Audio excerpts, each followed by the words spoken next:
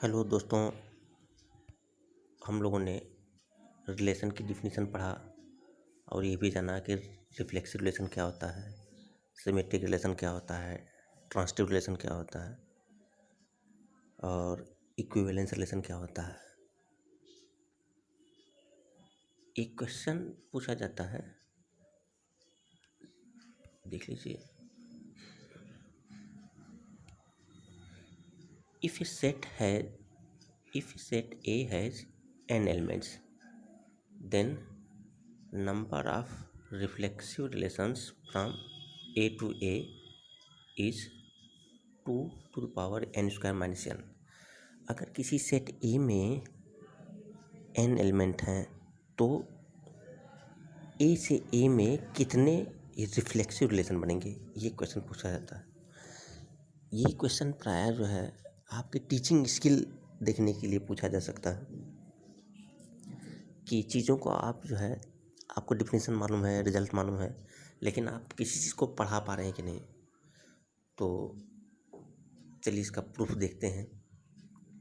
मान लीजिए कोई सेट ए है, उसमें n एलिमेंट है, तो हमने सेट ए ले लिया, 1 2 3 डॉट डॉट डॉट n। अब जितने भी रिलेशन रहेंगे वो सब के सब एक क्रॉस ए के सबसेट होंगे, इसलिए एक क्रॉस ए पहले निकाल लेते हैं।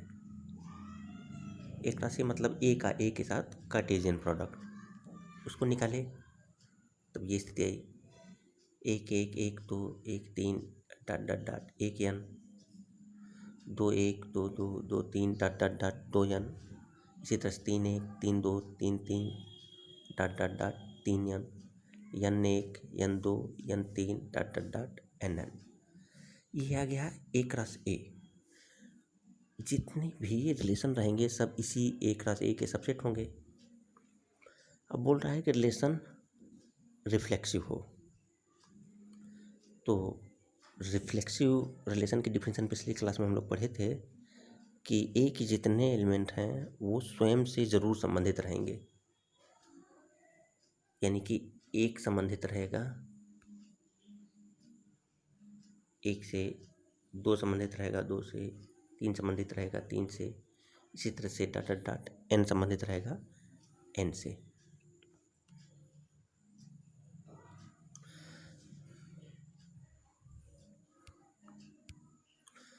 तो जितने भी डायगोनल एलिमेंट हैं वो तो स्वयं से संबंधित हैं। अगर आप रिफ्लेक्सिव रिलेशन बनाएंगे तो आपकी मजबूरी है कि आपको 1 1 2 2 3 3 4 4 5 5 6 6 dot dot dot n n, इन सबको आपको चुनाव करना ही पड़ेगा। इसमें सिलेक्शन करने के लिए आपके पास कोई दूसरा विकल्प नहीं है। रिफ्लेक्सिव रिलेशन चूँकि आपको ढूंढने हैं, तो जितने भी रिफ्लेक्सिव रिलेशन रहेंगे उसमें 1 1 2 2 3 3 dot dot dot n n तो ज़रूर रहेंगे। तो जितने भी डायगोनल एलिमेंट हैं उनका चुनाव करने के पास आपके पास कितनी विधियां हैं? एक ही विधि है, क्योंकि इनका चुनाव करना आपकी मजबूरी है, आपको इनका चुनाव करना ही है अगर आपको रिफ्लेक्सिव रिलेशन ढूंढना है तो। अब इस तरह के डायगोनल एलिमेंट कितने हैं? 1 1 2 2 3 3 dot dot dot n n, इस तरह की n एलिमेंट हैं। अब ये जो मैट्रिक्स आपको दिखाई दे रहा है इसमें कुल कितने एलिमेंट होंगे? अगर ए में n एलिमेंट है तो एक क्रॉस ए में कितना एलिमेंट हो जाएगा? n स्क्वायर, जिसमें से डायगोनल एलिमेंट जो है n थे, तो नॉन डायगोनल एलिमेंट कितने हो गए? n square minus n। अब ये जो नॉन डायगोनल एलिमेंट हैं इनका चुनाव करना आपकी मजबूरी नहीं है, आप इनको सेलेक्ट भी कर सकते हैं और रिजेक्ट भी कर सकते हैं। जैसे आप चाहें तो 1 2 को सेलेक्ट करें या रिजेक्ट करें, 1 3 को या तो सेलेक्ट करें या रिजेक्ट करें। तो जितने भी डायगोनल एलिमेंट थे उनका चुनाव करने की आपके पास एक ही विधि थी कि उनको सेलेक्ट करना है, लेकिन बाकी n स्क्वायर माइनस n जो नॉन डायगोनल एलिमेंट हैं उनके लिए आपके पास दो विधियां बची हैं, उनको आप सेलेक्ट भी कर सकते हैं और रिजेक्ट भी कर सकते हैं। तो गणना के मूल सिद्धांत फंडामेंटल प्रिंसिपल ऑफ काउंटिंग से नंबर ऑफ रिफ्लेक्सिव रेशंस क्या हो जाएंगे। पहले डायगोनल एलिमेंट का चुनाव करने की विधियां कितनी हैं? एक।